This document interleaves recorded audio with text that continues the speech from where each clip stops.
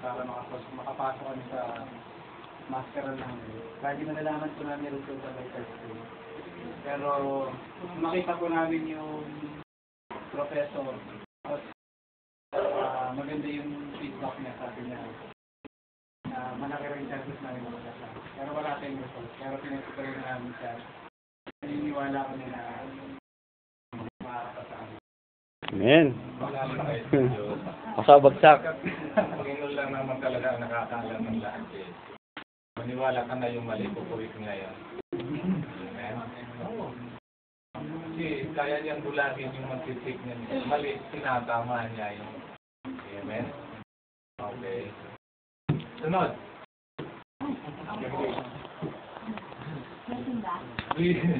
For this week na.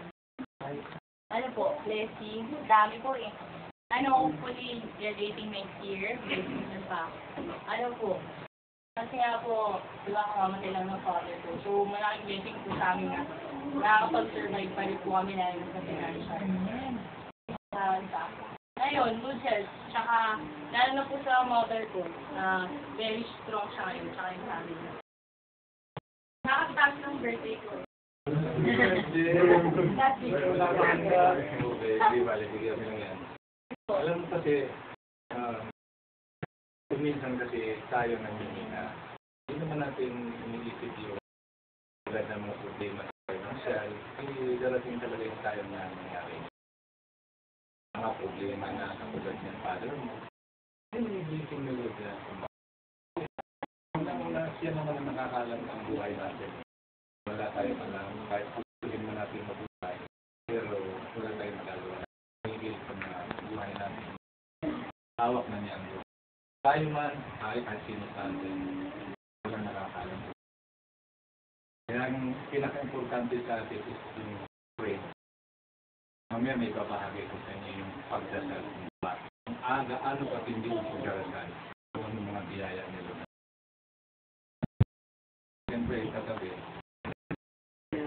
Sa akin po siguro, yung blessing po, siguro hindi siguro yung sa personal, pero yung para po sa family, yun, makakagraduate na po si ate na yung this coming May, yun, tapos na din po yung course niya, then yung kay mama po na nakauwi po din yung mama namin, sama-sama ulit kami family kasi yun nga, almost 2 years na hindi namin kasama yung mama namin from dahil nga sa ibang bansa. So, yun, blessing na magkakasama-sama ulit kami yung family.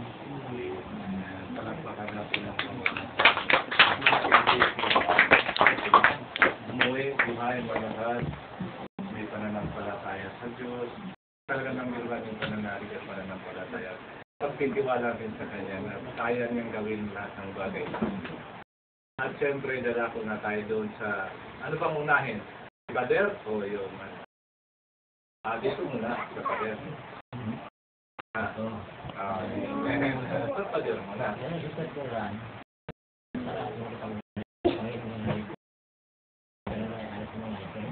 Karena dito palagi natin yung ganyan. Diyan na dito palagi. Kasi nasabi niya, gusto mo rin na ano ito, naapat lang tayo. Alam naman na dito lang. At isa lang, kahit dalawa lang. Nagsabi na siya sa ating kaya. Kaya yun, sa problema kahit apat, ito dalawa man. Dito siya palagi. Siya pinabayaan ko. Natubo naman sa pagbasa ng salita ng Diyos. Naniwala ko na siya ang daan talaga sa langit. Sabi niya, ako ang daan ko, ang sana. Siya ang daan. Habang nabuhay siya. Kung saan man tayo naroon, binabayan tayo. Kung naharin tayo sa kanya, na nandito siya sa atin palagi.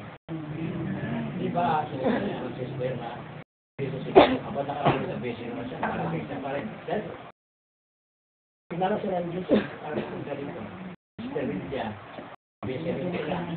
Dahil sa umat yan, nakakadulog siya, dahil sa Panginoon, nakakasaka sa gabi ko.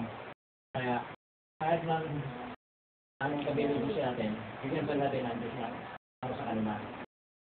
Sabi nga, isang linggo sa atin, 6 na araw sa atin. Sarap sa kanya, isang oras pa, magsimba tayo doon sa kadaming oras sa pare. Isang oras lang sa kanya sa humingi niya. Kaya, bakit naman di kayo nakapunta sa simbahan? Dito, yung mga bata na kuminsan, ay sumama sa simbahan si Alvin. Bakit kayo? Alvin, ay napitin sa Alvin. Hindi nagsimba yan. Kaya, isang araw, isang oras na nakapara sa kanya, isang linggo pa. 6 na araw sa atin.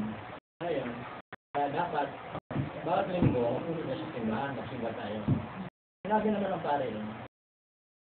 Itong, saka sinabi ng ngayon, Senior Father,